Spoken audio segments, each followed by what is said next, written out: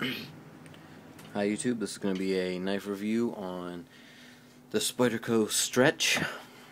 So let's just hop right into it, into the specs. So first, oops, sorry about that, knocking stuff everywhere. The first thing is blade length is 4 3/4 inch, and the handle is 4 and just under 4.5, making the overall length, let's see here, just a hair under 8 inches. So just a hair under 8. You can see it almost touching that 8, but just a hair under 8. So this has a VG10 steel, which is a really nice steel, made in Seki City, Japan. And it has FRRN handles with the bi-directional texturing, just like the Endura's. Basically the same knife as the Endura, just all different shapes. Same materials as the Endura, just different shapes. So showing this in size, let's compare it to size in the against the Endura. You can see that the Endura is substantially bigger than it. I would say about an inch longer. The blade being about the same, almost exactly the same. A little bit longer cutting edge with the Endura. And the handles is really what makes a difference. You can see the handles on the Stretch. It's a lot smaller than the Endura, so if your hands are a little smaller, this might be a good knife for you. You can see my hand fits on there perfectly, and then in the troil here, finger troil that they have, it gives me a little extra length on the handle. So I think that's why the handle is so much shorter, because they actually have the troil here, which kind of like comes up to be about the same as the handle on the Endura. But anyway, so this is a lock back, just like the Endura is. And the little spydercos, you can do it one-handed, nice and easy, by just kind of dropping that blade down in there, and then yeah. So it's a good one-handed opening.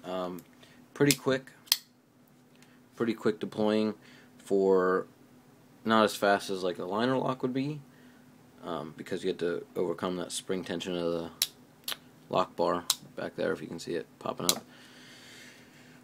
Has the same clip as the Endura does, with the 3 screws holding it in.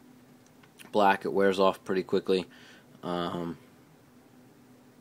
it's a good clip, and it's mounted as high as it can go on the handle. It does have a lanyard hole there.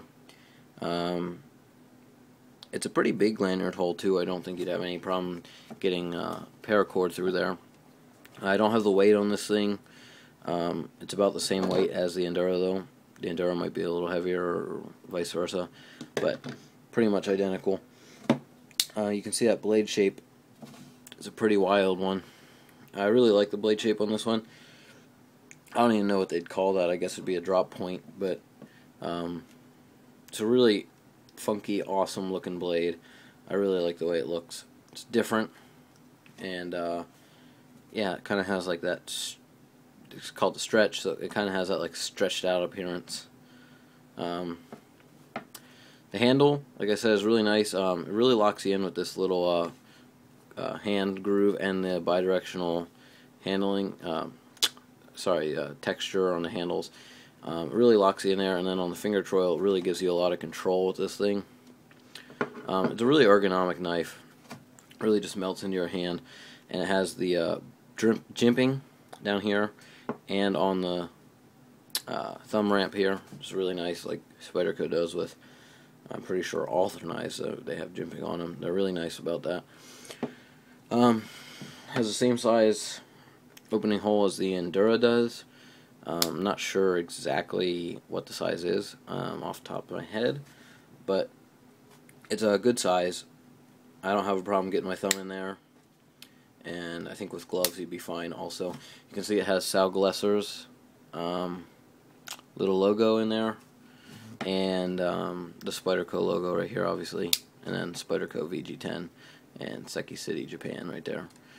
But the pocket clip is reversible and swappable to left or right hand side, and it is tip up or tip down, or no, tip up, tip down.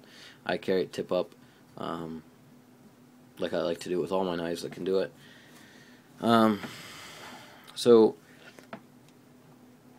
that's pretty much it on this knife. It's a really nice knife. It has a nice sharp tip on it.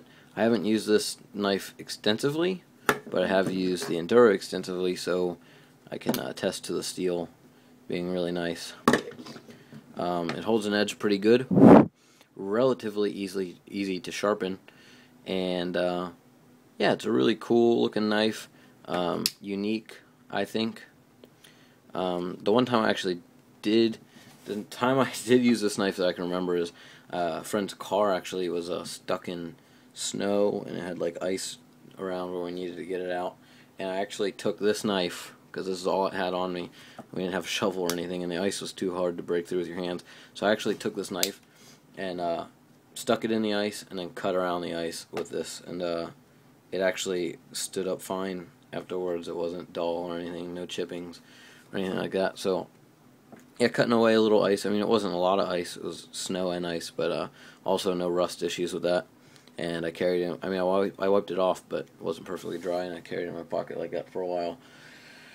So yeah, it's a really nice steel, a really nice knife, strong lockup, no play whatsoever, smooth. Everything you expect from Spyderco comes razor sharp. It does have nested steel liners, and that's pretty much it on the Spyderco Stretch. Really nice knife. I think if you're debating on buying it, if you like the way it looks, I think you should just buy it, because it's a really nice knife. I think it's around $60, about the same price as the Enduro. I already showed you size comparison to the Enduro. Here's a size comparison to the paramilitary. Closer in size to the paramilitary. A little bit bigger. So that's my review on the Spyderco Stretch. Thanks for watching, and please subscribe for more knife reviews and prepping and guns and gear. So thanks for watching. Have a great day.